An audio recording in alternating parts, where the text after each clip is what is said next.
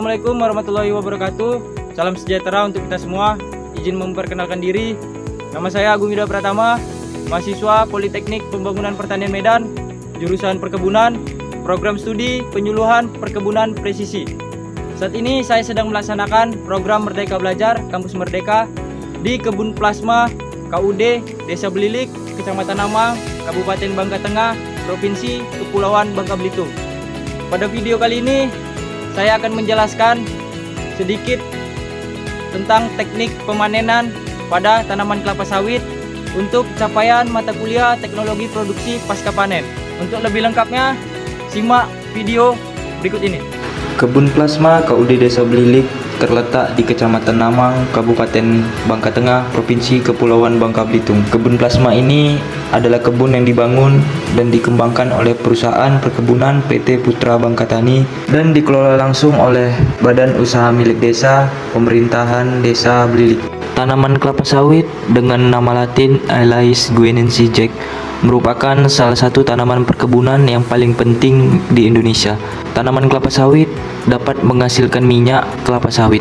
Kemudian minyak kelapa sawit dapat diolah menjadi minyak makan, minyak industri, dan juga bahan bakar biodiesel. Di Kebun Plasma KUD Desa Belilik, mereka melakukan kegiatan budidaya tanaman kelapa sawit, mulai dari perawatan tanaman kelapa sawit, pengendalian gulma, pengendalian hama, pemupukan, pemanenan, hingga pengangkutan TBS kelapa sawit. Pada kesempatan kali ini, saya akan menjelaskan tentang bagaimana teknik pemanenan pada tanaman kelapa sawit di Kebun Plasma KUD Desa Belilik. Kegiatan panen merupakan titik awal dari produksi pada kelapa sawit. Panen merupakan pekerjaan utama dari perkebunan kelapa sawit. Sebelum melakukan kegiatan panen, ada beberapa hal yang harus dipersiapkan.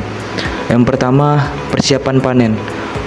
Persiapan panen berkaitan dengan penyediaan tenaga kerja dan alat panen yang dibutuhkan.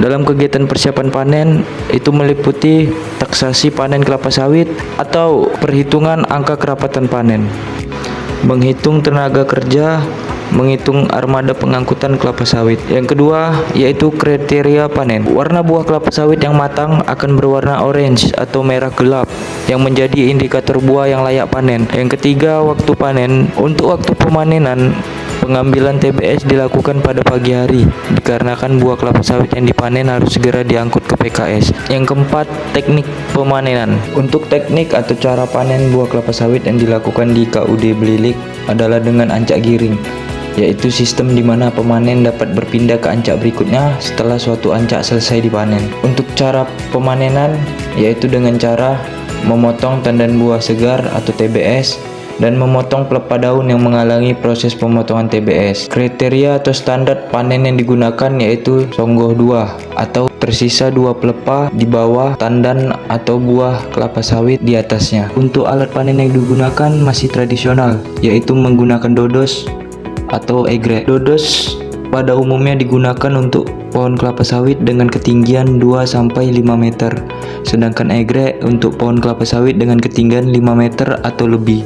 Setelah pemanenan, kegiatan selanjutnya adalah pengutipan tandan buah segar di pasar pikul. Setelah dari pasar pikul, kemudian tandan buah segar dikumpulkan menjadi satu di tempat pengumpulan hasil atau TPH.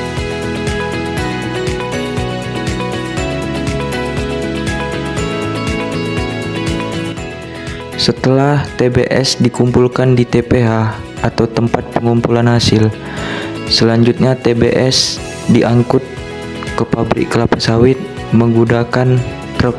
Ketepatan waktu dalam pengangkutan tandan buah segar ke pabrik kelapa sawit itu sangat diperhatikan, karena keterlambatan pengangkutan tandan buah segar kelapa sawit ke pabrik kelapa sawit akan menurunkan mutu TBS, mengurangi rendemen minyak kelapa sawit, dan meningkatkan kandungan asam lemak bebas, dan selanjutnya mempengaruhi proses pengolahan, kapasitas olah, dan mutu produk yang dihasilkan dari kelapa sawit.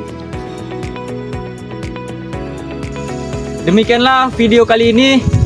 Semoga bermanfaat bagi kita semua. Wabillahi taufiq wal hidayah. Assalamualaikum warahmatullahi wabarakatuh.